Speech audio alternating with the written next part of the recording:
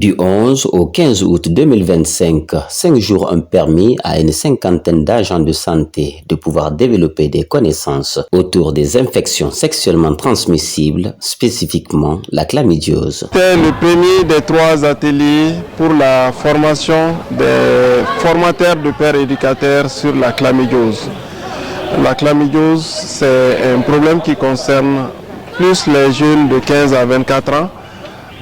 Comme c'est asymptomatique et que ça se révèle par une infertilité ou une stérilité plus tard, c'est pourquoi on a décidé de prendre ça à bras de corps pour amener les jeunes du Bénin, du Niger, du Burkina et du Mali et à les former pendant 5 jours pour avoir des compétences et des connaissances nécessaires pour aller former les jeunes cibles de 15 à 24 ans dans leurs pays respectifs. Un des pays participants où jusqu'à 40% des cas d'infertilité sont liés à la chlamydiose. Cet atelier s'inscrit dans le cadre du projet intitulé « Amélioration du diagnostic précoce de la chlamydiose, une approche pédagogique pour un meilleur dépistage et un meilleur diagnostic au Mali, au Niger, au Burkina Faso et au Bénin ». Financé par le laboratoire pharmaceutique Pfizer, cet atelier vise à développer le matériel éducatif pour la prévention et le contrôle de la chlamydiose chez les jeunes de 15 à 24 ans. Notre bailleur, c'est Pfizer.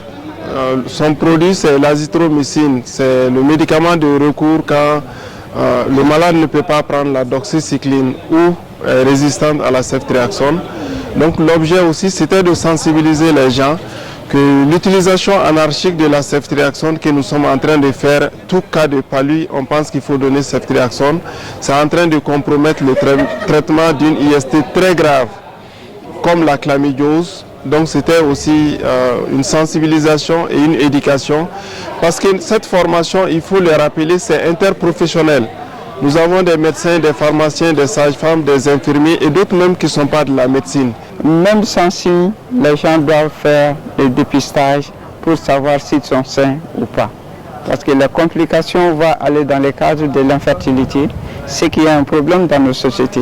Bien outillés pour informer et sensibiliser sur les dangers liés aux infections sexuellement transmissibles de la chlamydiose, ces premiers porte-étendards de l'éveil des consciences face à cette maladie rongeuse silencieuse entendent mettre à profit les enseignements reçus. Ces manifestations qui caractérisent la chlamydiose, les pruries, la douleur mictionnelle et puis des écoulements au niveau des parties intimes. On a ce devoir de restitution de ce qu'on a appris parce que ça ne nous sert à rien d'apprendre quelque chose sans pour autant la transmettre. Donc, en quelque sorte, on va toucher le maximum de jeunes possible. S'il y a un mot sur lequel les deux, l'idéologie moderne et la religion se rejoignent, c'est que c'est l'abstinence. À défaut, le préservatif pour prévenir ces IST. Et qui parle de communauté parle d'abord de famille. Donc de commencer d'abord à parler de ça en famille et briser cette chaîne de tabou qu'il y a autour de la sexualité, qui est une éducation, tout comme les autres éducations que nous apprenons à l'école. Car le sexe fait partie intégrante de la composition de l'homme et ça fait partie de l'évolution humanitaire en un mot. Essayer de les sensibiliser d'abord, en commençant par le dépistage. Parce qu'il faut se dépister le partenaire. Au bout de l'effort se trouve le réconfort, le don de soi et la contribution individuelle des participants, ainsi que l'enseignement de qualité mis en exergue par le facilitateur, ont été salués par les responsables de la faculté de pharmacie de l'Université des sciences, des techniques et des technologies de Bamako. Au nom de la faculté, de toute la faculté de pharmacie, la structure bénéficiaire donc, du grant Pfizer, au nom du doyen de la faculté Prof Ba, au nom du président du comité de pilotage, professeur Cheikh Fandamadi Traoré, et à mon nom propre, nous tenons très sincèrement à vous remercier. On espère que ça va avoir un impact sur le comportement, donc sur le comportement des populations concernées.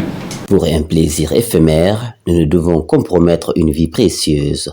Faisons donc la fidélité, l'abstinence et la responsabilité, notre compagnon assidu face à cette infection très répandue qui fait enregistrer des millions de nouveaux cas chaque année.